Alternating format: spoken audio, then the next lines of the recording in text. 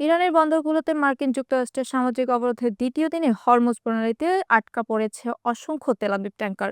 মঙ্গলবার হরমুজ প্রণালীর ইরান সীমান্ত থেকে ধারণা করা ফুটেজে দেখা যায় গুরুত্বপূর্ণ এই জলপথে স্থবির হয়ে আছে পণ্যবাহী জাহাজগুলো।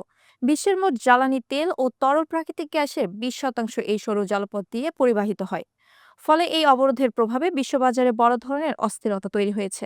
বিস্তারিত শাহিন আলমের প্রতিবেদনে।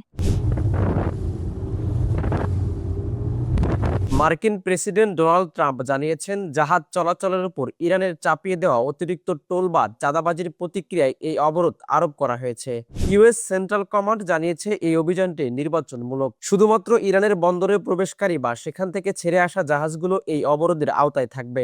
অনন্য গন্তব্যে যাওয়ার জন্য সাধারণ ট্রানজিট উন্মুক্ত রাখা হয়েছে। ট্রাম্প হুঁশিয়ারি দিয়ে বলেছেন, অবরোধের ধারে কাছে কোনো ইরানি নৌযান আসলে সেটিকে তৎক্ষণাৎ ধ্বংস করা হবে। তিনি সম্ভাব্য এই প্রতিক্রিয়াকে দ্রুত এবং নির্মম হিসেবে বর্ণনা করেছেন।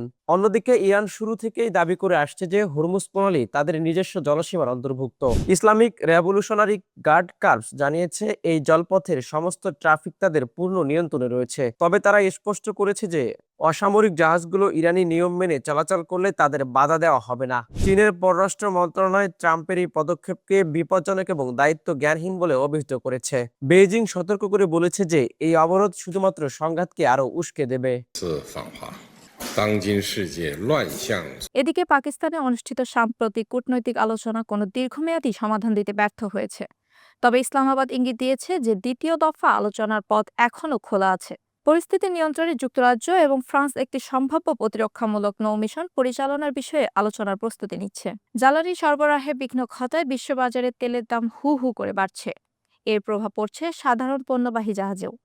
মানবিক সহায়তা সংস্থাগুলো সতর্ক করছে যে সার ও শস্য সরবরাহ বিলম্বিত হওয়ায় বিশ্বজুড়ে খাদ্য নিরাপত্তা ঝুঁকির মুখে পড়তে পারে, যা শেষ পর্যন্ত মুদ্রাস্ফীতিকে আরও উস্কে দেবে।